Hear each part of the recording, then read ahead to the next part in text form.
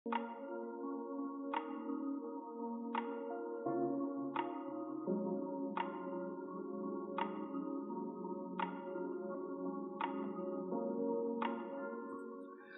мөндөр суух тавтай морил.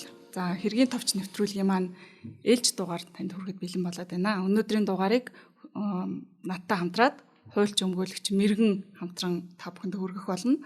Нэвтрүүлэг танд YouTube-ийн Од мөндөр сууг, NTV телевиз, мөн 83.3 107 хостелгооны Од мөндөр радиогоор хүрч байгаа.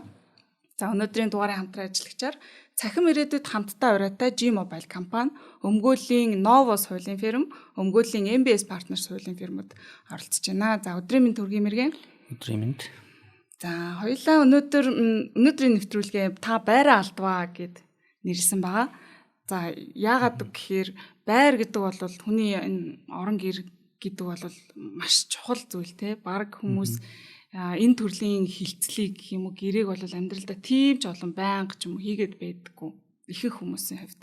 За тэгээд зарим хүмүүсийн хувьд бол баг насаараа хурааж хуримтлуулсан мөнгөө эсвэл те насаараа хөдөлмөрсөн мөнгөө зориулж ээж мөрөөдөл нь болж ээж ингэж орон сууц гэдэг зүйлийг олж авдаг. Ийм чухал амьдралын нэг хэсэг гэж хэлж болох үс эд хөрөнгө байгаа те. Гэтэл одоо энэ хүний чухал эд хөрөнгийг маш олон арга хэлбэр байдлаар зайллаж хохироож тий гэж эд хөрөнгөөс нь салгадаг олон тохиолдлууд байдаг. За иргэний журмаар заллан эрүүгийн журмаарч гэх юм уу тий. Хуйлаад аль болох аль талаас нь өнөөдрийн дугаар дээрээ ярилцаад за тэгээ боломжит хууль зүйн зөвлөгөөнүүдийг хажуугаар нөгөөд явуулна.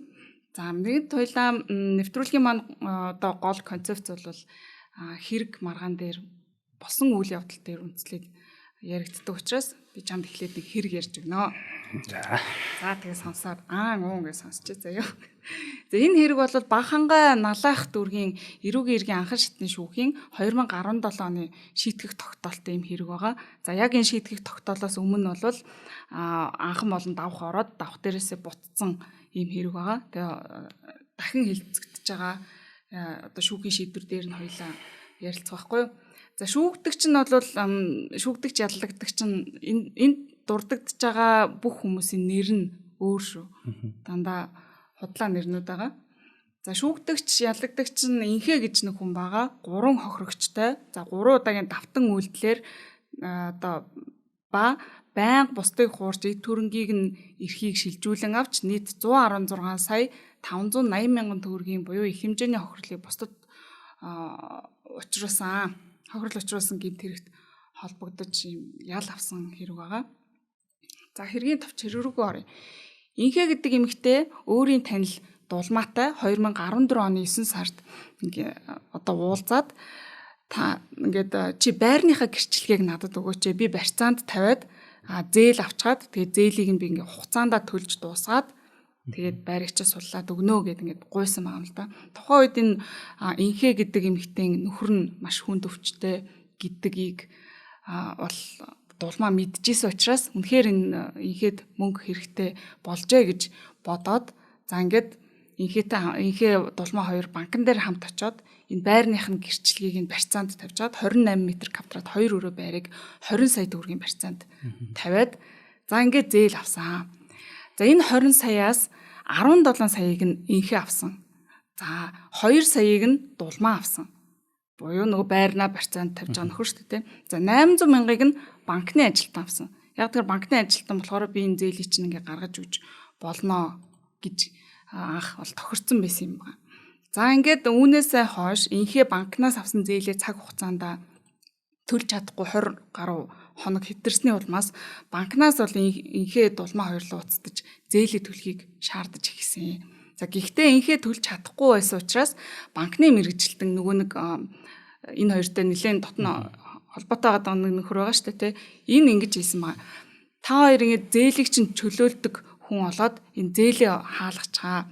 Инхээ та анх бол энэ зээлийг авахдаа богино хугацаатай тийм өндөр хүүтэй зээл авсан байгаа. Энэ зээлээ ингээд зээл чөлөөлдөг хүмүүсээр чөлөөлүүлээд ийм урт хугацаатай бага хүүтэй зээл авчгаа бид тэрийг чинь танд дахиад гаргуулад өгнө гэсэн баг. За ингээд нөгөө инхээ дулмаа хоёр чинь интернетээс зар харжгаад зээл чөлөөлнө гэдэг зарын дагуу дондог гэж нэг хүнийг олсон. За тэгээд дондогтой холбогдоод инхээ дулмаа дондог гурав хамтдаа банкн дээр очиод инхээгийн зээлийг нь бүрэн төлөөд барагдсан. Эхний зээлийг ингээд бүтэн хаачжаа. За ингээд байрных нь барьцаа нь мэдээж чөлөөлөгдөд гараад ирсэн. Энэ үйл явдал бол 2015 оны 3 дугаар сарын орчин болж байгаа. За тэгээд дулмаа байрныхаа гэрчлэгийг ингэж чөлөөлүүлж авчаад авах гэтэл дондог ингэсэн байна. Би танай байрыг чинь банкнаас чөлөөлж өгсөн учраас би өөрийнхөө мөнгийг буцааж авах хүртлээр энэ байрыг чинь барьцаанд авнаа гэж хэлсэн. Энэ инхээ болвол энэ дондгоос зээлээ хаалгуулахын тулд бас өндөр хүүтэй зээл авсан байгаа. 20 сая төгрөг дээр нэмэх нь хүү гэсэн үг шүү дээ, тийм ээ. За энээс болвол хэд хоногийн дараа дондог инхээ хоёр дулмаагийн гэрт дахиад хүрээд иртгээ. За ингэж эрэхтэй нэг юм зээлийн гэрээ гэсэн юм бичиг баримт өөрсдөө бэлдсэн. Хойлоо хурч ирээд дулмааг зээлийн гэрээн дээр гарын үсэг зурчгаа гэж бол ятгсан. За инхээ энийг юу гэж хэлсэн тайлбарлаж байсан гэхээр за энэ гэрээн дээр гарын үсэг зурчгаа би чиний энэ байрыг чинь энэ дондогт барьцаалуулаад ингээд тэр барьцаалуулж байгаа хүн нь ингээд зээл авах хэрэгтэй байна гэж тайлбарлаад тэгээд би энийг чинь 15-аас 30 хоногийн дотор гэж буцаагаад бүр найдвартай өгнө гэд гуугаад харна тухайн зээлийн гэрээн дээр нь гарыг зурчихсан. Өөрөөр хэлбэл дулмаа зээлийг нь авсан юм шигээрээр дондогтой гэрээ байгуулчихж байгаа байхгүй. За тэгээд үүнээс хойш инхээ нөгөө нэг банкны ажилтнтай эргээд холбогдсон байна л да. Нөгөө урт хугацаатай бага хүүтэй зээл гаргаж өгнө гэсэн байгаа шүү дээ, тэ. За энэ банкны ажилтнтай эргээд холбогдсон чинь за танд бол зээл дахиад гарах боломжгүй болсон байна. Ягаад тэгэхээр та хугацаа хэтрээс яасан гэх тэ.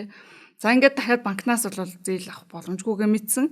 За энэ үед инхээгийн машины дугаар нэм явдггүй өдөр нэг байж л дээ. За тэр үед болохоор хүргэн Батагийнхаа нэг Портер маркийн машиныг нь гууж аваад гээд ажлаа хөөцөлтөд явж исэн юм байна. Нөгөө дондогтой өнтер уулзаад явж исэн. За энэ Бата гэд хүргэний энэ Портерийн талаар жоохон дэлгэрүүлээд яриад өгчээ. Бата гэд хүргэн болол ер нь хөдөөнөөс орж ирсэн. Тэгээд аав ээж нь малаа зарж агаад энэ аж ахуй амжиргаагаа сайжруулаа гэд ийм Портер маркийн машин аваад өгсөн. Ерөөсөө аваад удаагүй 6 сар болж исэн. Тэгтээ дахиад банк усын юутай нөгөө зээлээр авсан байсан учраас банк усын нэр дээр тухайн Портерийн нэр нь байсан шүү. За ингээд энэ Портер маркийн машиныг нь унаад явжсэн. За ингээд зээл банкнаас авах боломжгүйгээ мэдээд дулмаа инхээ хоёр дахиад өөр банк болон банк ус янз бүрийн байгууллагуудыг судалж исэн боловч ерөөсөө зээл өгөх газар олоогүй. За дондог бол мөнгөө нэхэдсэн. Нөгөө зээлийн гэрээ байгуулсан шүү дээ. За тэгээд дулмаагаас ч нэхэд ихэлсэн, инхээгээс ч нэхэд ихэлсэн ба. За энэ үед нөгөө нэг Портер маркийн машинтай явж байгаад уулзаж таарад дондог бол шууд Портер маркийн машиныхын түлхүүрийг нь авцсан ба. За та хоёр ерөөсөө юу яа? Миний мөнгийг өгөхгүй болвол юу яа? Энэ машиныг чинь би аавна. За дээрэс нь нөгөө нэг над дээр энэ гэрчлэгээ наагаад байгаа энэ хоёр байрыг надад барьцааны гэрээ хуульсны дагуу байгуулж өг. Тэгжээч би та хоёрт одоо буцаагаад мөнгөө төлөх хугацаа өгнө ч гэдэг юм. Нэг иймэрхүү байдалтай жоохон дарамтлсан юм шиг байгаа юм. За ингээд тэр гуруулаа очиод ийм юун дээр дондог руу дулмаагийн нөгөө нэг байрыг Портер машиныг нийлүүлээд ийм дондгийн нэрлүү худалдаа авах гэрээ байгуулсан.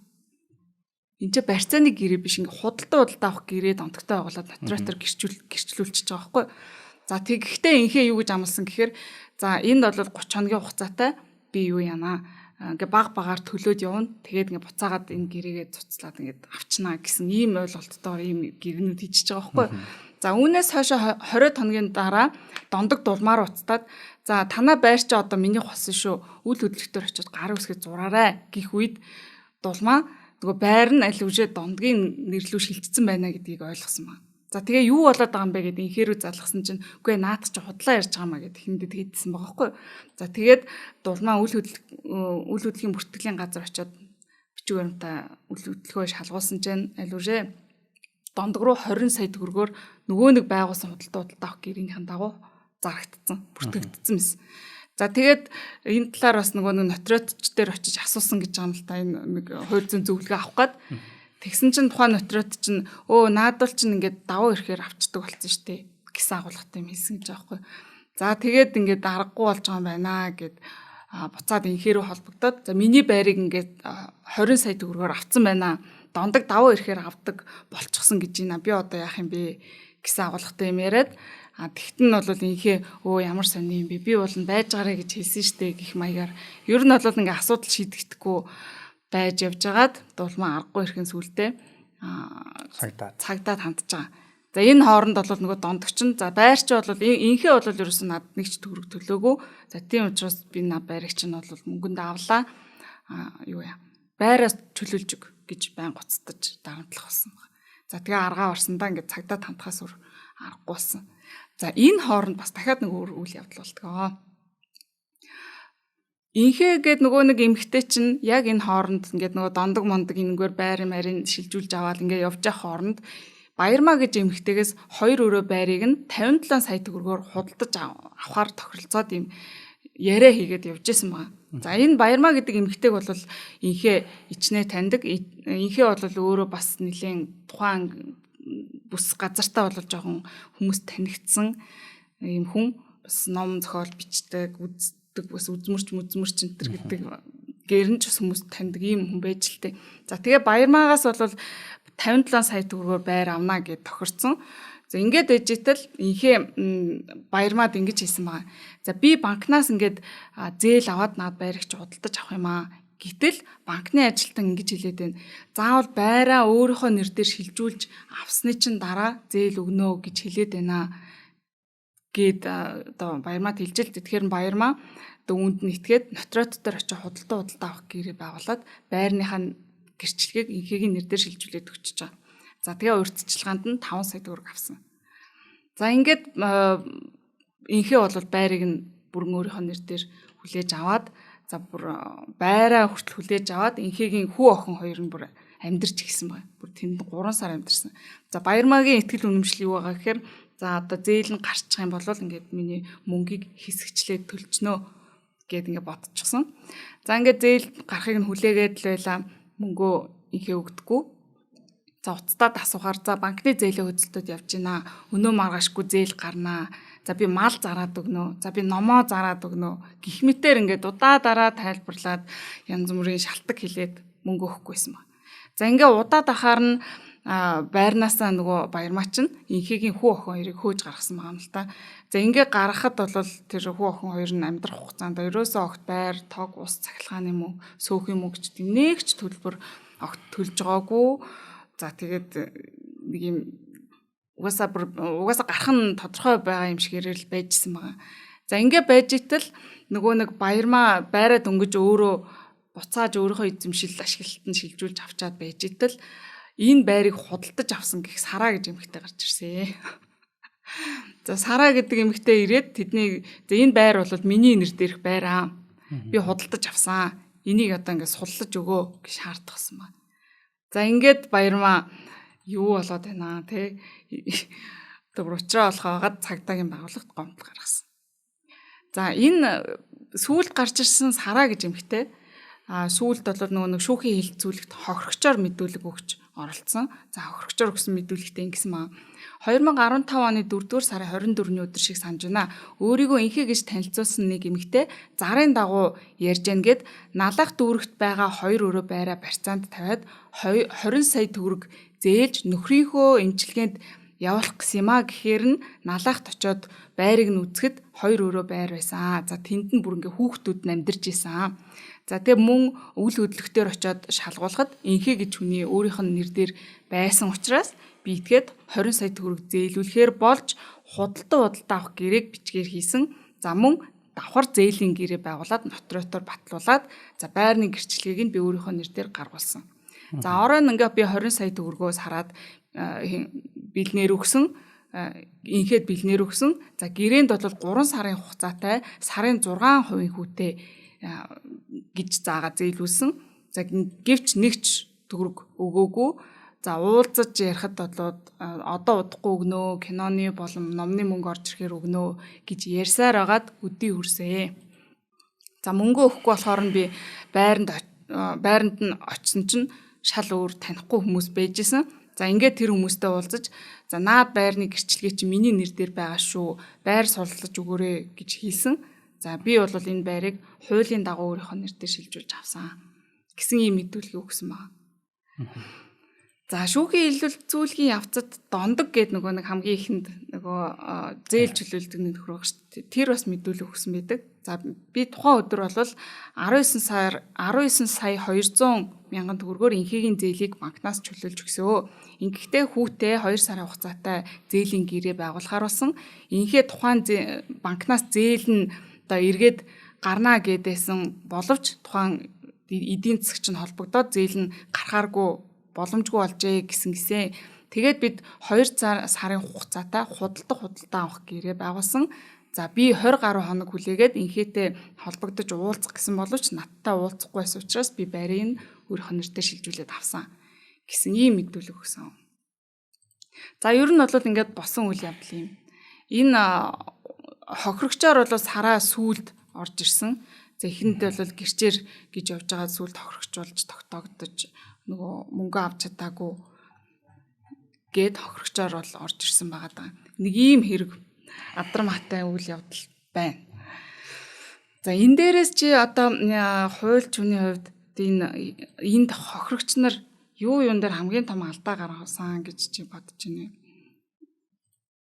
Одоо дулмаа хамгийн ихний хохирогч бол дулмаа байна. Тэ нөгөө байраа ингээд хүн барьцаанд нь тавиад өөр хүний зээл ингээд аваад тавиад яваад шүү дээ тий.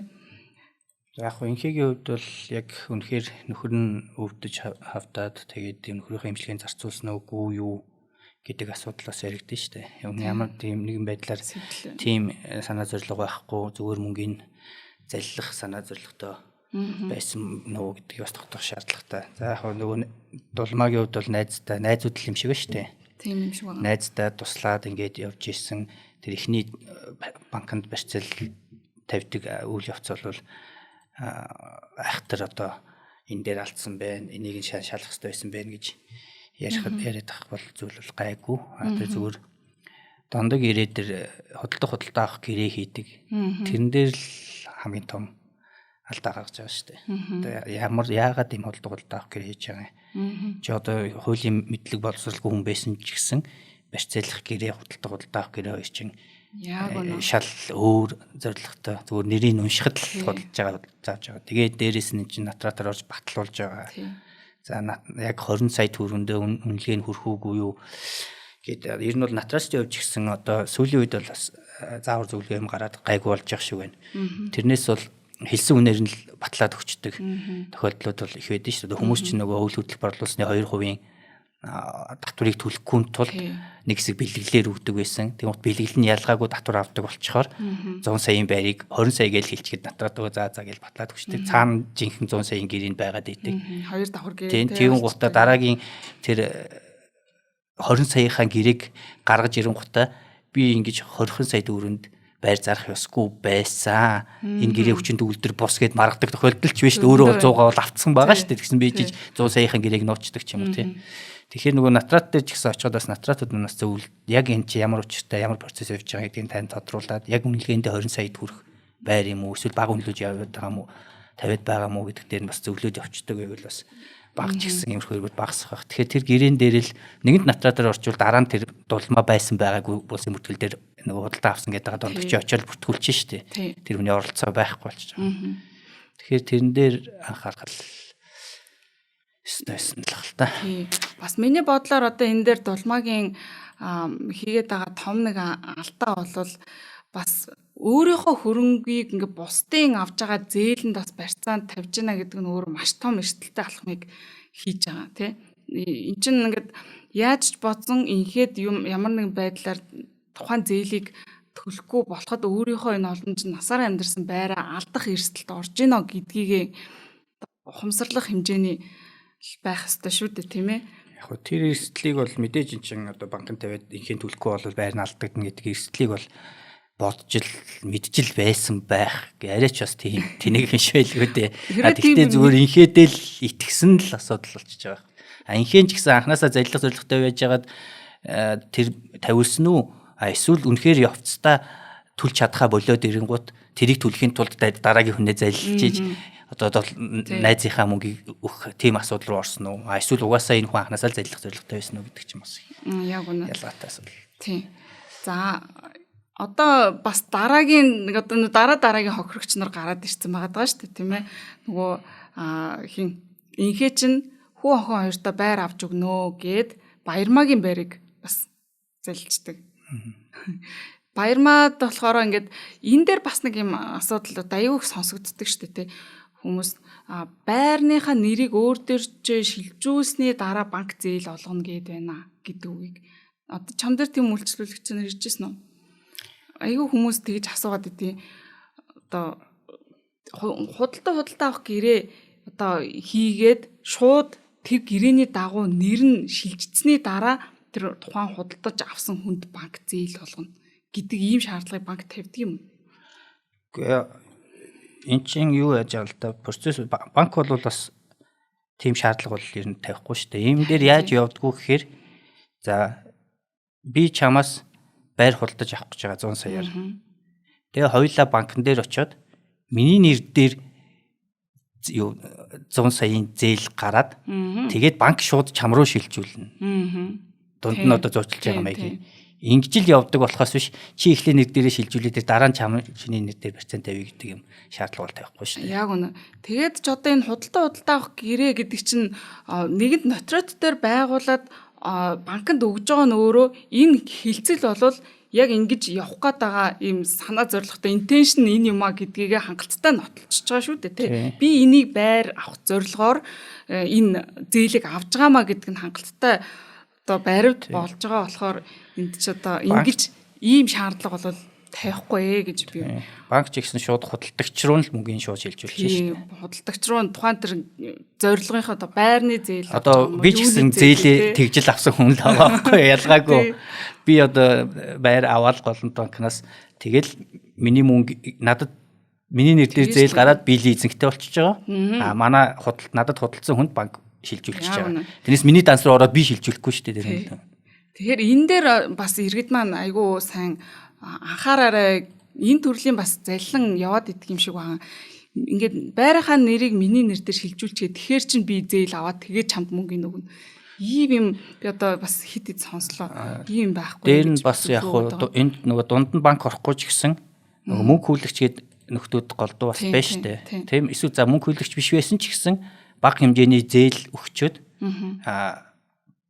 байраа барьцаалчих гэхээр үгүй заавал би өөрийнхөө нэр дээр шилжүүлж авч ижил зээл өгнө гэж яагаад шилжүүлээд авчдаг. Тэгээд тэрийг зарим нь ч бол үнэхээр ингээд байлгаж яагаад мөнгөдлөө дуусахад буцаага шилжүүлдэг асуудал байна. Нэлийн тохиолдлууд нь бас тэгж авсан байраа цааш нь зараад хийдэг. 4-5 дамжаа зарцсан тохиолдлууд ч байгаад байгаа байхгүй юу? Ер нь юу байр барьцаалж байгаа тохиолдолд зүгээр л зээлийн гэрээ болон барьцааны гэрээ байгуулаад барьцааныхаа гэрээг бүртгүүлэх нь илүү одоо тухайн зээл өгж байгаа хүний хувьд ч гэсэн тий найдвартай байх ёстой шүү дээ. Дор хajил одоо 2 удаанаас цааш шилжүүлэхээр чинь дор хajил нэг 4% татвар төлөх гээд байгаа шүү дээ. Тэгэхээр ингэж нэр заавал шилжүүлж байж барьцаанд авдаг гэсэн ойлголт бас байхгүй шүү. Зээлийн гэрээ байгаа болсон бол араас нь тухайн зээлийн гэрээгээ үндэслэн барьцааны гэрээ байгуулад үйл хөдлөлийн бүртгэлийн газарт бүртгүүлчихэд хангалттай. Тий яг. Тэр зээл өгж байгаа тал нь ч гэсэн зорилго нь бас үнэхээр яг жинхнээсээ зээл өгөөд мөнгө авах зорилготой ч гэсэн өөрийнхөө миний нэр дээр ирсэн тохиолдолд баталгаатай болно гэж боддог юм шиг. Тэгэхгүй барьцааны гэрээ байгуулад энэ чинь ямар ч баталгаа болж чадахгүй гэж бодож ойлгоод. Энэ их буруу ойлголт шүү. Барьцааны гэрээгээ улсын бүртгэлийн газарт одоо бүртгүүлсэн тохиолдолд таны барьцааны эрхтний тэргуунд шаардах эрх чинь бол хангагдах ийм боломжийг бүрдүүлж өгдөг. Зааш бүр болохгүй бол барьцаалбар хийчих барьцаалбар гэдэг юм чинь бас байна. Чухал ач холбогдолтой зүйлүүд ийм олон өөр юмнууд байдаг шүү. За Баярмаагийн хувьд бол нэг ийм байдлаар бас буруутжээ гэж хэлж болохоор байна тий. За Баярмаагаас гадна одоо нөгөө нэг за дондог байна. За дондогч автай бас яг түрүүнд ярьсан да. Зээлийн гэрээ очиж хинээр дулмаагаар зурулаад байгаа бас нэг асуудал тий. Энэ нөгөө мөг зээл чөлөөлдөг хүн штэ. Яг үнэндээ тэр зээлийг бол инхээ авсан боловч ийм өөртөө зээлийн гэрээ барьж очоод дулмаагаар зурулчих чинь. Яг зүгээр үйл хөдлөх хөрөнгийг юутай. Дондгийн хувьд бол ямар нэгэн барьцаа иргэн төлөгдөх юм баталгаатай юм инхээд байхгүй учраас хэдийгээр инхээд мөнгө зээлж байгаа гэдгийг мэдж байгаа ч гэсэн дулмаатай байгуул нөөрийнх нь хувьд хамгийн эрсдэлгүй алах нь тэр байсан учраас тэрийг сонгож байгаа шүү дээ. Энэ дулмаагийн байрын чинь ямар инхээд чи над миний зээлийг төлөхгүй бол би дулмаагийн байрыг авах шүү гэж гэрээ байгуулалтаа шүү дээ. Тэгэхээр баг дулмаа тэнд баг батландаа гэж болчихвол мэдчихэд байгаа байхгүй тий. Энэ дээр бас дахиад үнэхээр зээл авж байгаа инхээ ганцаараа хөрөнгөгүй эсвэл юу яах боломжгүй гэж байгаа бол хамтран зээлдэгч гэдэг юм. Хамтран хариуцагчаар болно гэд аль-алын татаад явчих, үүргэжүүлээд явчих боломжтой. Тэрнээс дангаараа дулмаа зээл авсан байдалтай болгоод гэрээ хийчихэж байгаа нь бас үндсэндээ бас хууль банкуд бол жишээ нь ер нь бол хэр баргийн зээл дээр дандаа хамтран зээлдэгчийг нэг хүн оруулуулж байгаа шүү дээ. Төлж чадахгүй бол магадгүй нөгөө хүн нас барах ч юм уу ямар зүрийн тохиолдлоор ингээд айц хөдөлмөрийн чадвар алдах ч юм уу мөнгө төлөх боломжгүй болсон үед тэр хамтран зээлдэгчсэн. Энэ дээр бас юу яа дээ. Энэ хамтран зээлдэгч гэдэг юмыг хүмүүс нэг тоохгүй. Өөнийг найз нэрэл хөшин хамтран зээлдэгч орч байгаа. Би тэгэл төлж штэ гин. Тэгэл баг годомжинд явж яхад тэг жилээ дагж ороод хамтран зээлдэгчгээ зурчдаг. Гэтэл нөгөө найз нь төлж чадхаа болоод ямар төлбөрийн чадваргүй болоод эсвэл төрний хэлдгээ нас бараад ингийн гут хамтран зээлдэгч нь төлөх ёстой болчихж байгаа байхгүй. Тэгин гут нөгөө хамтран зээлдсэн хүртэн би яхаараа төлдөө. Би зүгээр ингээд хамтран би тэрийг нэг дүүч аваа би зүгээр зурцсан ингэж хэлдэг. Тэг энэ ямар ч нэмэргүй оройтцсан байдаг төлөхөөс аргагүй болдог. Тэгэхээр нэг хамтран зээлдэгч гэдэг юм дээр зүгээр нэг гарын зурчаал найздаа тусалчиж байгаа асуудал бас биш. Цаанаас үр дагавартай гэдгийг бодохгүй бол. За хоёлаа одоо юу яахгүй бол хамтран ажиллагчаа танилцуулахгүй бол цаг нэлээд явсан байна. За өнөөдрийн дугаарын хамтран ажиллагчаар цахим ирээдүйд хамтдаа уриаттай G-Mobile компани байгаа. За хязгааргүй хэрэглээ 24К урамшуул зарлж одоо энэ бүтээгдэхүүнээр бид нартай хамтран ажиллаж байгаа юм байна. За дараа төлбөрт үйлчилгээ шинжлэгдсэнтэй холбогдуулаад хязгааргүй хэрэглээний багц дээрээ урамшуулал зарласан байна. За тус урамшууллаар хязгааргүй дата хэрэглээтэй бүх сүлжээнд хязгааргүй яриа хийх 40,000 төгрөгийн багцыг 3 сарын турш сар бүр 24,000 төгрөгөөр төлөөд хэрэглэх юм урамшуул зарлаад байгаа юм байна. За энд хэн хамрагдах вэ? За шинэ хэрэглэгч болох үед хамрагдах юм байна. За урьдчилсан төлбөрт үйлчилгээнээс шилжих үед хамрагдах юм байна. Дараа төлбөртийн одоо байгаа багцаа ахиулан солих боломжуудаар за хязгааргүй хэрэглээний багцаа авах юм байна. За хэрхэн авах вэ гэхээр My G-Mobile application-аар авч болох юм байна. G-Mobile цэг MN гэсэн сайтнаас авч болох нь байна. За үйлчилгээний аль ч салбар дээр очиод авч болох нь байна. За CU-гийн бүх салбараас Easy SIM аваад за дугаараа үсгээд ашиглах боломжтой байгаа юм байна. За урамшууллын хугацаа нь 2025 оны 6 сарын 31-нд дуустал үргэлжилэх юм байна. За дэлгэрэнгүй мэдээллийг My G-Mobile цэг app болон G-Mobile цэг MN web сайтуудаас авч болох юм байна. За холбогдох утасны дугаар 98 10 36 36. За G-Mobile-ийн дугаараас 36 36 гэдэг дугаараас холбогдож мэдээлэл авч болох юм байна. За дэлгэрэнгүй мэдээллийг G-Mobile Facebook пэйж хуудаснаас нь авах боломжтой юм байна. За G-Mobile-та баярлалаа хамтран ажилласанд. За хоёлаа хэрэг рүүгээ иргэн орё. За энэ төрлийн ингээд нөгөө хэрэг маргааныг шийдэхэд түрүүнд чи хальт дурдсан тийм ээ. Тухайн инхээгийн сэдэл маш чухлаа гэж. За энэ хэрэггийн шүүх хилцүүлгийн үеэр яг инхээгийн талын өмгөөлөгч бол яг энэ асуудлыг ярьдаг л та. За заллан гэж үзээд энэ инхээ маань за хамгийн анхны анхан шатны хурлаас бол 10 жилийн ял бол авсан. Тэрний дараагийн давх дээрээс бол энийг буцаасан байгаа. За Баярмаа болон бусад энэ хинтээ сараатай холбоотой асуудлуудыг нэмж тодруулах шаардлагатай гэдэг үндслээр за тэгээд инхээгийн өмгөөлөгч бол шүүх хурал дээр яг энэ заллан мөн байсан уугүй юу? Тэгээд заллан гэдэг гэмт хэргийн онцлогийн талаарч гэдэг юм ийм байр суурьтай бол оролцсон байдаг. За чи түрүүнд хэлжсэн тэр арай дэлгэрэнгүй биднэрт сонсогчдод тайлбарлаж өгөө. Эрүүгийн чиглэлээр мэрэгсэн хөнгөлөгч байна да. Яг уу заллах гэмт хэрэгүү эсвэл иргэний эрх зүйн маргаан уу гэдэг асуудлыг шийдвэрлэхэд бас нэлээд онлын мэдлэг шаарддаг. Зарим тохиолдолд бол цагдаагийн байгууллагаас заллах гэмт хэрэг мөн байхад иргэний эрх зүйн харилцаа байна гэд иргэний шүүхээрээ шийдвүлгээ явуулдаг тохиолдол байна.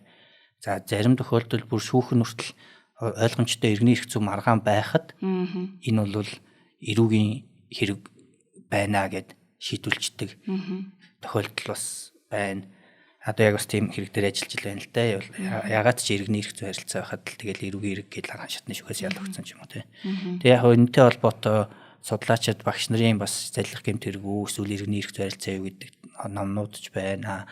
Сүүлд бол яг улсын дэд шүүхээс нэг тогтоол гараад тэрнтэй холбоотойгоор энэ прокурорын байгууллагаас тэр шүүгчдэр тухайн тогтоол дээр тайлбарлсан байдлаар ер нь хэргийг шийдвэрлэж байгаа тохиолдлууд бол байгаа.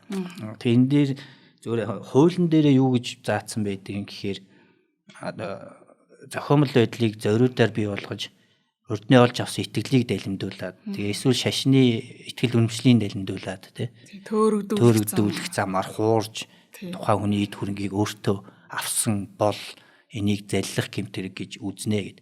За зохиомжтой байдлыг зориудаар бий болгох гэж юу хэлээд байгаа юм гэхээр магадгүй зүгээр барилга дээр жишээ авахад тухайн барилгыг тэр хүн барих ямар ч зорилго байгаагүй анханасаа.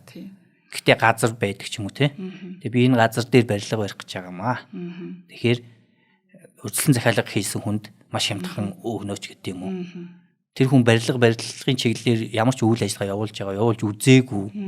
Угаасаа барих ямар ч зорилгогүй байсан. Тэгэхээр тэгж хилээд авахаар чин тэнд нэг юм зохиомл юмыг зориудаар өөрөө бий болгож хилээд аваад шнаа. Гэтэл нөгөө талаасаа болохоор үнэхээр тэр барилгыг барих санаа зорилготой байсан, бариад явж исэн, гүйцэтгэл нь одоо талдаа орсон ч юм уу тэрнээс дэш орсон.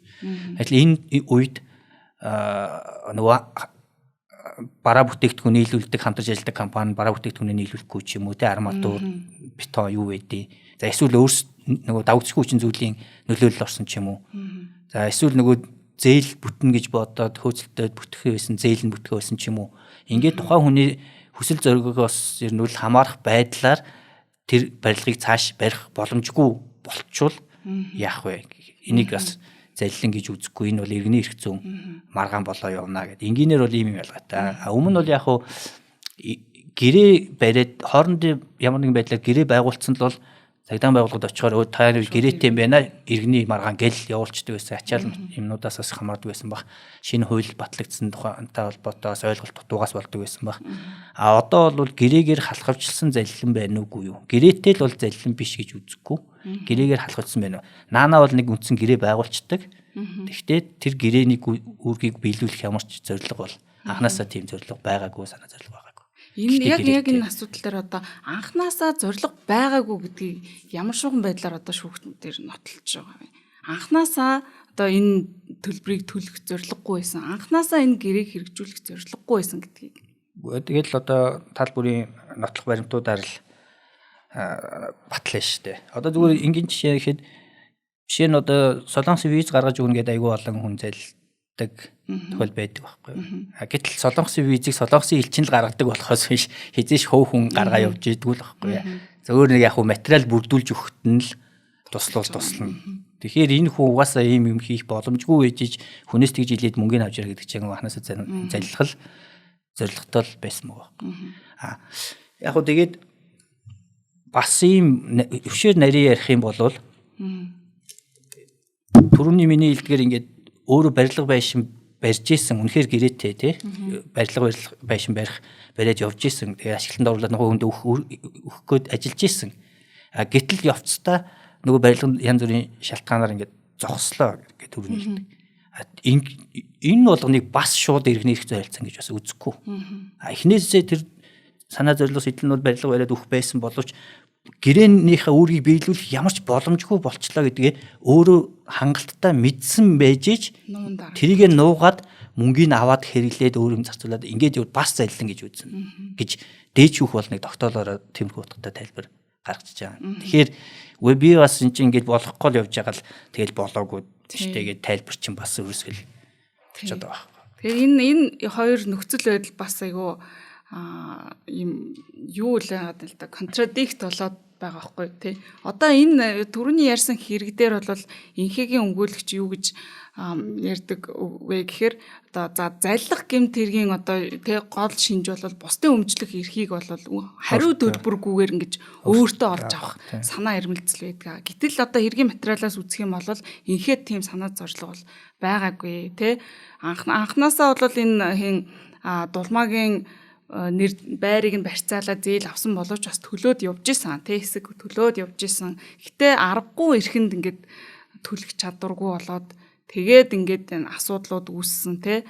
Ер нь бол энэ ингээд анхнаасаа энэ байрыг нь авчий гэсэн ийм санаа зорилго огт энд инхэд харагддгүй маа гэж бол өмгөөлөлтөө. Би одоо хэргийн материал хараагүй ээжиж ийм тийм гэж хэлэхэд хэцүү.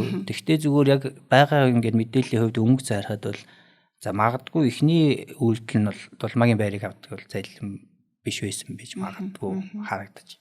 Хайтал дараа нь дахиад өөр хүнээс худалдуулалт авах гэж байгаа заавал миний нэр дээр байж иж банк зээл өгнө гэж хэлж байгаад авж гинэ гэдэг чинь банк тийм шаардлага тавиагүй байхад тэрийг мэдсээр ижиж худлаа хэлж авж байгаа юм чинь. Тэр үйлдэл бол залилын шинжтэй байж болохоор байна.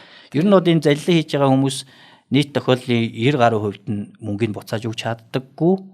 Тэгээд 90% хүмүүс зөвөр хохироол үлчин гэж байна. Хүмүүсийн хувьд бол мөнгөө л авахын зорилго нь болохоос биш тэр хүнийг шоронд оруулах нь ихэнхийнх нь хувьд бол сонирмш байдаг. Яг хөө цөөн тохиолдолд та шармахтаа натаа шоронд нь оруулна гэдэг байна. Ихэнх нь бол мөнгөө л авахыг бод. Гэтэл 90% нь авч чадахгүй. За үлдсэн 10% бас 10% ихэнх нь өөр хүнийг залилж тэр хүний мөнгийг авч өгдөг.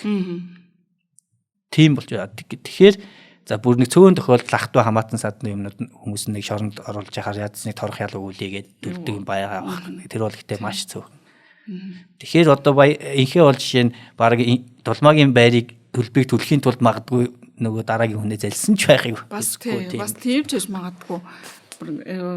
Анхнаасаа нэг өөртөө байнга тэр арга замаар мөнгө олж амьдрах тийм зорилго байсан уугүй юу гэдэгтээ бас нэг жоохон юутай тий. За өмгөөлөгч би бол энэ дээр өмгөөлөгчийн байр суурийг нь бас төлхөө оруулж ирээд хараад байгаа байхгүй. За тэгээд өмгөөлөгч нь өөр нэг инхээ бол үндснээ 3 өмгөөлөгчтэй орсон л даа. За 2 дахь өмгөөлөгчийн хилдэг байр суурь бол мөрдөн байцаагч мөрдөн байцаалтын ажиллагаа явуулахдаа яллах болон цагаатгах нотлох баримтыг тал бүрээс нь цуглуулах үүрэгтэй. За заллах гэмтэргийн гол зорилго сэдэлтийг нь бол тогтоож өгөх ёстой. Инхээгийн болон бусад гэрчүүдийн мэдүүлгээр инхээгийн нөхөр нь хүнд үе мөчний өвчтэй гэдгийг нь мэдүүлгээрээ нотлохоос бусад гэрчүүдийн мэдүүлгээр нотлохоос гадна эмнэлгийн магадлага өвчний түүх зэрэг зөндөө нотлох баримтуудыг гаргаж өгсөн боловч хэрэгт бол баримтаар авагдаагүй гэсэн ийм тайлбарыг бол шүүх хурал дээр гаргаж ярьсан байдаг. За тэгэхээр өөрөөр хэлбэл энэ инхээгийн яг энэ одоо үйлдэлүүд давтан үйлдэл гэдэг байгаа шүү дээ 3 удаагийн үйлдэлэр гэдэг юм. Энэ дээр бол бас жоохон эргэлзээтэй бас байж магадгүй л санагдсан л та. За тэгээ бас энэ дээр яригдсан асуудлууд бол энэ дээр олон сонирн одоо яг энэ хэрэг дээр чинь бол инхэл буруутай авчиж байгаа юм л да. Маш сонирхолтойгоор үлдсэн нэг 2 үйл баримт бас байна гэж бодод байгаа. Тэр нэг банкны ажилтан байгаа даа. Зээл гаргаж өгнөө өдргээд те. Тэр хүн дээр бас хариуцлага, хууль зүйн хариуцлага заавал бас яригдах ёстой гэж би бол бодож байна. Яг тэр дулмаа дээр ч гэсэн тэр хүн бас итгэл төрөхөд бол нөлөөлчихөж байгаа те. За дараагийн удаагийн зээл гаргаж өгнөө барина гэдэг юм мигч хүртэл тэр хүн чинь яриад яваад байна. За тэгээд дээрэс нь одоо хариу төлбөр тэр хүн аваад байгаа. Энэ дээр бас давхар шалгах ёстой байсан баха гэж бодож байна. Яг тэр яг шүүхийн шийдвэрийг уншихад бол тэр хүнийг шалгасан тухай огт асуудал юм дурддаг л хэлээ л дээ. Яг хөө тэр хүний хувьд бол шууд одоо хамтран залилсан гэж үзэхэд бол хэцүү л дээ. Залилах гэмтэгт хамтран оролцож гэж үзэхэд хэцүү. Магадгүй яг хөө инхээ залилан хийх чинь гэдэг нь мэдцээр ижиж оролцсон бол хамтран оролцогч байхыг өгсөхгүй. Зүгээр л зээл авахт нь тусалж байгаа болвол тэрийг залилах гэж үзэхэд бол хэцүү. Гэхдээ энэ өөрөө авилгын хэрэг байж болно. Яг тэр манайхан чинь нөгөө авилга гэхээр заавал нэг талд нь төрийн байгууллага байх хэрэгтэй юм шиг ойлгоод идэг. Төрийн албаагч байх хэрэгтэй юм шиг ойлгоод идэг. Тэгвэл одоо хуулийн этгээдийн удирдах албан тушаалтан ч юм уу, гүйцэтгэх ажлын ч юм уу авилгын хуулийн этгээдийн албан тушаалтай авилга авах гэдэг бас авилгын хэрэг байгаа. Хувийн компани ажилтан хүртэл авилга авах боломжтой л гэсэн үг шүү дээ. Зөвхөн заавал нэг талд нь төр байх албагүй, төрийн албаагч байхгүй. Вэр магадгүй тэр зээл гаргаж өгснөөхөө хариуд шан харамж аваад ирнэ гэдэг чинь авилгын хэрэгч бас байв гэж болохоор шалгаад явуул. Тий. Гэхдээ энэ тохиолдолд бол энэ хэрэгт хамт нэгтгэж бол шалгахгүй тийм тусад нь байх хэрэгтэй байсан уу? Хэрвээ хэн нэгэн этгээдээс гомдол гаргасан тохиолдолд шалгах хэрэгтэй юу? Яг хөө ер нь бол гэмтрэг төслөөс өрсөн сэргийлэх тухай хууль гэж байгаа. Тэрэн дээр иргэн байсан ч гэмтрийн талаар мэдээлэх ёстой. Төрийн байгууллагын албан тушаалтныг бол бүр тодорхой заагаад өгсөн ажил үүргээ гүйцэтгэх явцад гэмтрийн шинжтэй үйлдэл илэрхий юм бол тэрийг заавал холбогдох байгууллагад нэг шалгуулнаа гэдэг үг нь хуулийн заалттай. Тэгээд хэрэгжилтэн дээр ямар байдгийг гэхээс. За энэ дээр одоо бас нэг сонирхолтой үлдсэн асуудал нь тэр нөгөө бата гэд хүргэний машин, портер машин байгаа шүү дээ. За тэрийг одоо хин сүүлд гарч ирсэн Сара гэд эмэгтэй аваад явцсан асуудал байгаа юм л да. Тэр түрүүнд ярьсан те бата бол ерөөсөө тухайн портер машиныг аваад удаагүй байсан. За тэгээд Сара бол шууд ингэ төлхүүрийг нь аваа явцсан. За тэгснэ сүүлд нь тэр нөгөө бас дарамтлаж агаад худалдаа авах гэрээ хийлгүүлсэн байгаа даа. Нотрот дээр. Хэдийгээр тэр нөгөө худалдах эрх үүсэхгүй шүү дээ. Яг тэгэхээр банк бус дээр тухайн портерийн нэр нь байгаа учраас гисэн ч гэсэн тэр хамаагүй гэжээд хийлгүүлсэн гэж одоо энэ юун дээр бүр анхныхаа юуны хурал дээр бол хилжсэн байлээ л дээ инхээ. Энэ байдлыг юусэн харгалзаж үзээгүй. За тэгээд энэ портер машиныг нь бол аваа явцсан. За энэ портер машин Батагийн хувьд бол амжиргаагаа залгуулдаг одоо цор ганц хөрөнгө нь байсан учраас нөгөө банк усынхаа энэ портерийнхоо төлбөрийг төлж чадахгүй болоод за тэгээд банк ус нь бол машиныг нь хураах болсон. За тэгээд хураах гэхэд нь мэдээж өөрт нь байхгүй юм чинь. За тэгээд нөгөө хин Сараа дээр буцаж очиод за Сараа тэгт нь үлдсэн төлбөрийг нь төлөөд өөрөө машиныг авцсан байгаа. За тэгэхээр энд бол цэвэр ингээд нэг бата гэд залуу хөрхий цэвэр хохроод үлдсэн нэг юм асуудал байгаад байгаа юм л та. За тэгээд дээрэс нь энэ батагийн машиныг авсан Сараа яг энэ портерийн төлбөрийг яг энэ хохирлоосоо яаж тооцоолаад яваад байгаа гэдэг нь бас айгүй хэргийн материал одоо хэргийн материал ч яг одоо хэргийн материал үзээгүй л зүгээр шүүх цэг эмэн дээр байгаа шүүхийн шийдвэр дээрээс л уушхад бол тодорхой харагдахгүй байгаа байсан. Тэгээд энэ бата гэж залуу хөрхийн ямар нэгэн хинж энэ батагийн хохирч байгаа юмд хариуцлага хүлээсэнгүй үлдсэн байгаа даахгүй. Яг нь гэхдээ бата угаасаа банкныхаа төлбөрийг төлж чадахгүй бол банкны барьцаанд алдах л байсан юм шүү. Тийм ер нь бол гэхдээ тэр алдах босонд нь нөлөөлсөн нь манай хүмүүс болчиход байгаа байхгүй. За энэ дээр нэгд байрны тухай асуудлууд ярьж байгаа юм чинь хоёлаа түрүүний дахиад чиний авчихсан жишээ рүү эргээд орё. Хүмүүс одоо маш их юм одоо хохирдог бас нэг асуудал бол орон сууц захиалгын гэрээ байгуулчаад тухайн байр нь хугацаанд ашиглалтанд ордоггүй ийм асуудал гаддаг тий. Энэ бол бүр нийтээр надад ч гэсэн нэг тийм юм байгаад байна. Яаж болдгоо тэгээд одоо яг миний кейс дээр болохоор тухайн барилга нь бол бүр ингээд шүүхийн шийдвэр мэдэртэйгээр ингээд зогсчод л байгаа юм л та. За дийлэнхтэй нэг ийм тохиолдол гараад байна. Хуваартай тэдэн сарын тэдний өдөр ашиглалтанд орно гэд гэрээ байгуулцдаг. За худалдаа авагч бол захиалагч нь төлбөрөө 100% төлцдөг. За гэтэл нөгөө нэг хугацаанд ашиглалтанд ороогүй дээр за дээрэс нь яасан гэхээр ковидоос хойших барилгууд дээр барилгын материалын үн нэмэгдсэн гэд нэмж мөнгө шаарддаг тий зөрүү мөнгө нэмж төлөө тэгжиж энэ барилгаа ингэж дуусгаж ашиглалтанд оруулнаа үгүй болвол мөнгө аваад баг гараа гэдэг ийм нэг юм их яригдсан. За энэ тал дээр иргэдэд хууль зүйн зөвлөгөө өгөөч гэвэл яг хөө тиймэрхүү гэрээнүүд дээр голдуу одоо гол чухал материал нь ч гэдэг юм уу инфляциас шалтгаалаад тэдэн хувиар өссөн тохиолдолд манай барилгын үн тэдэн хувиар өссөн шүү гэдэг заалтуудыг хвшлэн барилгын компаниуд оруулсан л байд юм билээ л дээ. Анх гэрээ байгуулахдаа их ордог болсон. Тэгээд тэр мөрийг бас анхаарч гэрээ юмнуудаас харж явах хэрэгтэй байна. Зүгээр яг энийг заллин гэж бол үзэх боломжгүй л дээ. Одоо нөгөө яриад байгаа дээд шүүхийн тогтоолоо тайлбарлаад ягаад дээд шүүхийн тогтоол гэдэг байгаа гэхээр улсын дээдшин шүүгч өөр хэрэг маргааны шийдвэрлэх замаар хууль тайлбарлана. Тэгэхээр энэ тогтоолыг нь бас тайлбар гэж үзээд байгаа байхгүй. Тэгэхээр аль биесээр хэрэглэгдэх ёстой тайлбар болчих. Тэгэхээр энэ дээр бол гэрээний ямар маргааныг иргэнээр хэцүү маргаан гэж үзэх вэ гэхээр талууд хоорондоо гэрээ хэлцлээ байгуулад за явцдаа бас харилцан мэдээлэл солилцдог байсан. Үр дүнгуудээ бас тухайн үед ярилцаа явдаг байсан тий. Тэгээд явж явах явцад үүссэн гэрээний эрсдлийг заллин гэж үзэхгүй шүү гэж. Яг бол 100% эрсдэлгүй гэрээ гэж хэзэж байхгүй шүү дээ. Хүмүүс орж ичээ гэрээ хэлгүүлэх гэсэн 100% эрсдэлгүй гэрээ хийгээд өгөөч. Ямар ч эрсдэлгүй гэрээ гэж байхгүй. Харин маргаан үүссэн тохиолдолд авирт ямар ашигтай байдлаар тайлбарлаж болох үз гэрээ хийх боломж байна уу гэхээс бүх эрсдлийг хаасгасан гэрээ гэж байна. Тэгэхээр энэ ямар ч юм дээр эрсдэл үүснэ. Энэ эрсдлийг заллин гэж үзэхгүй шүү гэж байгаа. Тэгэхээр дөрөвний миний хэлдэг бодиттойгоор үнэхээр ковид болоод хэлгээл хаагдаад бараа өмнөд нь орж ирэхгүй болдог. За үнэхээр бараа бүтээгдэхүүн өсдөг ингээд иймэрхүү бодиттой тохиолдолд гарууд харилцан ойлголцож чадахгүй бол шүүхээрээ шийдвэрлэхээс аргагүй. Одоо жишээ нэг хэсэг хүмүүс бол 15% нэм гэж хэлсэн юм бэл яг ийм шалтгаанаар барилгын компани бидний өөр боломжгүй байна. Тэгээд тэр байраараа хөөрхий бас чих зөөлөнтэй хүмүүс байж тараад 15% нь бүгдээрээ өгсөн юм байна. Тэгээ хэсэг явж исэн чинь дахиад одоо дахиад 30% үг. Дахиад өмнө гэсэн.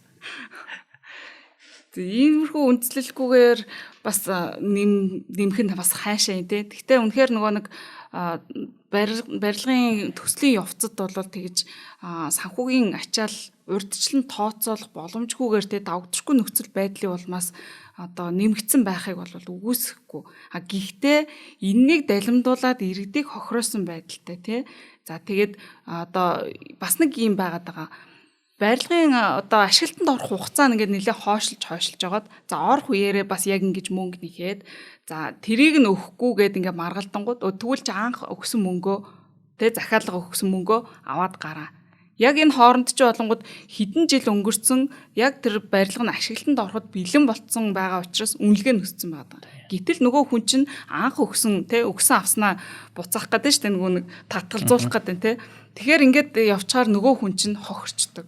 Нөгөө барилгын компани болохоор тэр хугацаанд тэр мөнгийг нь ямар ч хүүгүүгээр ашиглаж барилгаа ашиглахад бэлэн болгочоод ингээд нэг иргэдийг бас хохироож байгаа нэг ийм асуудлууд бас байгаа. Тэгэхээр энэ яг ийм асуудал үүсгэд яаж одоо зохицуулах вэ? Гэрээн дээр юу ч байхгүй. За тэгээд иргэний журмаар шүүхэд хандаж шаардлагал нэг хэмжлэл гаргаж байгаа юм л да нөгөө нэг хоёр талын үүрэг хүлээсэн хилцэлд нэг тал бол үүргээ хүлээсэн нөгөө тал бол үүргээ биелүүлэхгүй байна гэдэг. Тэгэл цаг хугацаа өрсөн мөнгө төгрөг өрсөн л асуудал болно л да. Тэгээд тэрнээс одоо эцсийн шийдвэрийг шүүхээр л ойлголцож чадахгүй бол тэгээ шүүхтэл хандна шүү дээ. Өөр яг хүмүүстээс яг шууд залинтай хамааралгүй ч гэсэн айгүйх өөртөө арга хэмжээ авах гэж үздэг хүмүүс. Одоо ингээд зээлээ өрөө төлөхгүй болохоор нь машинд очиж авчиад ууланд авчиад 1 2 3 хонолцсон байх жишээтэй байна. Тэр хүн авлагатай юу авлагатай. Гэхдээ тэр хүн цагдаагаар шийдвэрлэх ёстой болохоос биш. Өөрөө шийдэх ёсгүй учраас хүн хулгайлах гэмтэрэгтэн болчихж байгаа байхгүй. Өөрөө авах гэж явж байгаа. Энийг нь бодохдоо нөгөө нэг аргагүй хамгаалалт гэх юм өөртөө туслах ойлголтууд хутгаж ойлгоод. Тэгэхээр ер нь бол эцсийн асуудлыг бол шүүх шийдэн, цагдаагийн байгууллага, прокурор байгууллага шийдэн. Тэгээ энэ залилуулж байгаа орон байрны дээр чинь залилуулж байгаа хүмүүс өөрсдөө бас нэлийн юу одоо хайнг байдлаас өөрсдийнх нь буруу гэхэд одоо хэцүү үлдээ тий залилуулж байгаа хүмүүсийг чинь тэгтээ юм жоох юм хариуцлагагүй байдлаас болж их залилуулж байгаа байхгүй. Одоо жишээ нь нийтлэг гарч байгаа нэг залилан бол нэг орон сууцыг одоо төрөүний инхээ чинь зохиомл нэр юм чи одоо инхээлгээл яа л та тий инхээ жишээ нь дулмаад Дулмаагийн байрыг түрээсэлж байгаа байхгүй юу? Жилээр нь ч юм уу тий. Тэгэн гутаа дондогт аваачаад миний байр юм аа гэд зарчиж байгаа байхгүй юу? Гэтэл дондог болохоор тэр чи худалдах гэрэмиг нь бол хийчихэж байгаа натраа ашиглаж байгаа. За тэг бүртгэл дээр очиод дондог нь өөрөө гислэгийг авахгүй очсон чинь чи чам түүг удаа яхан би ороод аваад ирээгээд бүртгэл рүү орж гарч ирэхдээ хуурамч гисчилгээ нат юу принтерлсэн гисчилгээ гаргаж ирээл өгчөж байгаа байхгүй юу. Тэгээд нөгөө дондогчин гэртээ ингээд сайхан жил амьдарч итэл төрөөсийн хугацаа чинь дууслаа байраа авъя хүн гараад ихэр гайхт юм аа юу яриад байгаа эн чи миний байр. Тэгэл маргаа үсэж байгаа. Тэгэл тэр хүн байрнаас гарахаас аргагүй болж мөнгө олгогдсон. Гэтэл эн чин за боли тийшээ явж ороод өөрөө бүртгүүлдэггүй маа гэхэд зүгээр хамгийн наазах нь утсан дээр нь ийм Монголиа руугаа ороод за инхийг нэр дээр байна уу гэж харчих юм өстэй. Гэтэл тэр бүртгэл дээр инхийг гэдэг огт байхгүй тэр ийм Монголиа дээр байж л байгаа. Эсвэл улсын бүртгэлээр орохгүй. Тийм ээ. Яг энэс арай жоох өөр мөртлөө яг арга нь адилхан гисхий бол гаргаж өгөөгүй тийм одоо хүчнөөн тэр буумын байр залилсан гэр бас байгаад байгаа байхгүй. Одоо нэг сумыг тэр чигээр нь залилсан сумын хүмүүсийг. За. Одоо ингээд жишээ нь River Garden-д би за 10 сая метр квадрат 10 сая байл. За би өөрөө орон сууц санхүүжлийн корпорацид ажилладаг юм аа. Манайхаа тэр чинь нэг сум юм чи би нэгэ таньж байгаа шүү. Энэ 10 саяын байр метр квадрат нь танарт би 5 сая даваадаг. Тэгэхээр ч хүмүүс дуртай. Тэгвэл за урьдчилгаа 80% өгчхөө. Үлдэгдэл 20% өгсөн үед чинь гислэгч гаргаж өгнөө. Тэгээ бүгдийн байранд нь оруулж. Тэгвэл тэр байрууд бүгд төрөний илдэг шиг түрээсэлсэн байр байгаа байхгүй юу. Тэгээ нөгөө хүмүүс чинь үлдэгдэл 20% дуртай үедээ тэгж яагаад өгчөөрөө гислэгийг авмаар байгаа үедээ л 20% үгээд авах хэрэг 20% чинь бас өгч чадахгүй гэж явсаар л жилэн дуусаад нөгөө түрээслэгч нь орж ирээд байруудаа авъя гэхээр юу юм чи би авсан бэ гэж юу яриад байгаа юм чи юм гэрээтэй түрээссэн. Нөгөө түрээслүүлж байгаа хүнд бол жилээр нь ч юм уу сар болгон мөнгөний нөгөөд байхаар тэр хүн чинь ямар ч асуудал үүсэхгүй юм чинь байрлал гэж юусэн шалгахгүй байгаа байхгүй юу. Тэ нэг залингийн төрлүүд бол зүгээр нэрөө танд орхооргүй л айхтар болж юм да тий. Төрүүд хоёлаа нэвтрүүлгийн хүнд дурдсан тэр худалдаа авах гэрээ байгуулчаад тэр бол яг жинхэнэ гэрээ нөхрүүд нь өөрсдөө очиод яг байгуулчихсан. Тэгтээ төлбөрийн нөхцөлийг нь хойшлуулж тавьсан юмсан хэсэгчилж төлнө гэд. Тэгээд бэжснаа утсаар яриад за би гэрээгээ боллоо би байрагч худалдаж авах боллоо гэд. За энэ дээр бас нэг иргэдэд зөвлөгөө өгөхөд ингэж байгаа бол нотариус дээр очиод гэрээгээ хүчингү олгож авах хэрэгтэй. Тэгээ энэ дээр яг тэр худалдагч алдсан юм нь за гэд орхисон байгаа байхгүй. Гэтэл яг энүүхэн хооронд худалдаа авагч нь тэр гэрээгээ барьччоод улсын бүртгэл дээр нэрээ солиод өөрийнхөө нэр дээр шилжүүлж аваад бүр дахиж дамжуулж зараад за нөгөө хүн банк бусын барьцаанд нөгөө байрыг тавиад тэгээд зээлээ төлөхгүй явж байгаад хураагдаад энэ үед л нөгөө нэг дотор нь амьдарч байгаа худалдагч мэдчих жишээ нэ тий. Тэгэхээр энэ байрны залилан бол өстой нэг маш олон янзаар айхтарлаар хэлбэртэй болчтой. Яг хөө тэгээд байрны залилан гэхэд л зөвхөн байрны залилан гэхэд л юм бол янз байгаа. Гэтэл энэ чинь 9 шидийн өөр залилангууд байгаа шүү дээ. Тэгээд залилан чинь бүр арга юм маш нарийн болцсон. Тэгээд ер нь бол залилангийн хэрэгүүдээр ажиллаад ингээ хараад хахад нөгөө бизнес хийдэг хүн төрцөн байдаг гэдэг шиг тийм хүмүүс байгаад байгаа байхгүй юу. Ихэвчлэн тийм залилын жина гэдэг чинь шударгаар ажиллаад мөнгө төгрөг олоод явах боломжгүй жоохон ингээд боловсролын хувьд бол нэмгэн тийм хүмүүс байгаа байхгүй юу. Тэгсэн мөртлөө хүний тархийг угаахтаа болж итгэл дөрүүлэх чадвар сайтай. Тийм яриа маш хөгжсөн итгэл дөрүүлдэг. Тэгээд одоо нэг Оросд анх нэг сүлжээний бизнес гэж орж ирээд маш олон хүнийг Америкаас хүмүүс ирээд маш олон нэг залилсан хэрэг гарч ирсэн гэдэг байхгүй анхны сүлжээний залилан одоо дэлхийн төвхөнд. Тэгээд Оросд ирээд Оросд баахан орос хүүхнүүдийг ажилд аваад бараг 300-аад өчлөө ингээд игнүүл суулгаж ягаал хүмүүсийг бүртгүүлээл. Тэгээ мөнгө аваад болсон. Тэгээд залилуулсан хүмүүсээс та яагаад энэ хүмүүст итгээд мөнгө өгч байгаа юм бэ гэсэн чи ихэнх нь тэгж ярьсан. Өстөө хүн залилахааргүй итгэл төрүүлэхгүй царайтай байсан шүү дээ гэд харахад ямар ч тийм хүн залилах шинжгүй гэд. Тэгэхээр тэр хүмүүс тэр ажилтныг сонгохтой хүртэл ингээд хүнд итгэл төрүүлж чадхаар царайтай хүмүүсийг сонгож байгаа. Тэгээд тэр чинь ингээд тийм хэл яриа юм маш хөгжсөн хүний толгой зүгээр эргүүлээ. Тэр байтугай залилан хийсэн хүнийг өмгөөлж исэн өмгөөлөгч нь өөрөө залилуул зэрэг байна. Өмгөөлөгчээ залилсан. Төлбөр дээрээ залилуулчих. Үгүй төлбөр дээрээ биш. Би танд тий 90-10 дугаарыг хямдхан болоод өгье гэж хэлээд чинь тэгэл хэрний өмчтэй нам таваарсан мөнгөний өмгөөлөгчөө тэгээ залилчих юм тий. Үгүй нэрээ. Тэгээ бас нэг их хүмүүсийн залилуулдаг нэг урх гэдэг хайшин тий. Урдын тогтсон харилцааг хүмүүсийг одоо залилан хийж байгаа хүмүүс их ашигладаг. Янз бүрийн байдлаар таньдаг зинжтэй тэхэргүй л хүндээ гэж ботсон хүмүүс нь дандаа залиланд хийцэн тэрэндээ өртцсөн байдаг те. Энэ бол бас хэцүү хохирчийн буруутай ч юм уу хайнга байсан гэж үзэхэд бол үнэхээр хэцүү. Тэг яаж болгоомжтой хашир өрдний олж авсан итгэлийг далимдуулан гэдэг хуулийн дээр байгаа шүү дээ. Тэгээд яг нэг талаас зүгээр нөгөө талаас бас иргэд хариуцлагатай байх ёстой гэдэг нь тухайн хүмүүс за барилга барих гэж байгаа компани байлаа гэж бодоход энэ компани өөрт өмнө ямар барилга барьж ирсэн асуудал үүсгэж ирсэн юм уу? Ийм барилга барих хөрөнгөний болон бусад их үйлсийн чадвартай юм уу, чадамжтай бүх юм ин одоо нөгөө due diligence гэдэг шиг уг нь бол чадах хэмжээгээр хийх хэрэгтэй ядаж. За бүр өөрөө чадахгүй бол нэг өмгөөлөгчөд хандаад тулж дандаа энэ зөвлөгөө аваад шалгаад өгөх юм бол хуульчид ч гэсэн тийм үйлчлэгээ байгаа шүү дээ. Тухайн компаниг ийм үйл ажиллагаа явуулах чадвартай үгүй юу гэдгийг нь шалгаж өгөх. Ер нь бол тэгээд хуульчдад 1 сая төгрөг өгөхөөс харамлал 100 сая л алддаг шүү дээ. Нийтлэхээр зөвхөн залилан дээр биш босод бүхэл юм дээр.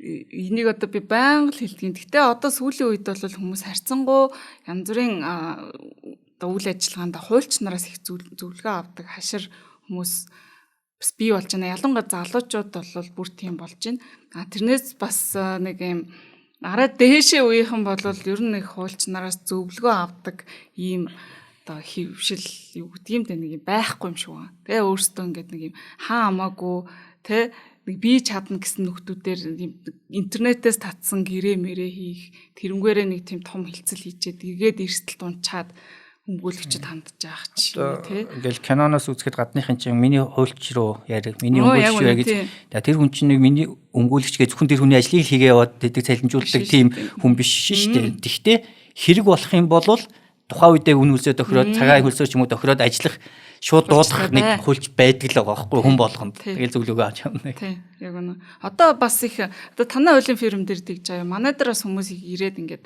тиймэрхүү байдлаар тий ямар нэгэн асуудал болоход ингээд эргэж холбогдоход манай хуулийн фирмээс хэнийг өмгөөлөгч нь тухайн асуудлаар ингээд шууд хамтарч ажиллахад бэлэн байх. Тиймэрхүү төрлийн гэрээлцлүүдийг бас хийгээд явдаг тохиолдлууд байгаа. Тий. Тэгэхээр бас харьцангуй хүмүүс хуульчд итгэдэг үйлчлэгээ авдаг соёлж гино гэж ойлгох юм уу та тийм ээ. Энд чинь эргээд яг чиний түрүүний хэлдгээр маш олон эрсдлийг хааж хамгаалж идэг юм аа. Таны мөнгийг, цагийг чимэнд юм аа гэдгийг л ойлгох хэрэгтэй. Тийм. За хоёлаа өнөөдрийнхөө дугаарыг үгээр өндөрлөё. Өнөөдрийн дугаарыг хамтран хүргэсэн мэрэгэнтэй урилгыг хүлээн авч оролцсонд маш их баярлалаа. За өнөөдрийн дугаарыг YouTube-ийн Од мөндөр суваг, NTV телевиз, за 83.3 болон 107 хос долгионы Од мөндөр радиогоор сонсогчд маань хүрсэн байгаа. За тэгээд дараагийн дугаараар уулзтлаа. Үзэгчдээ баярлалаа. Баяртай.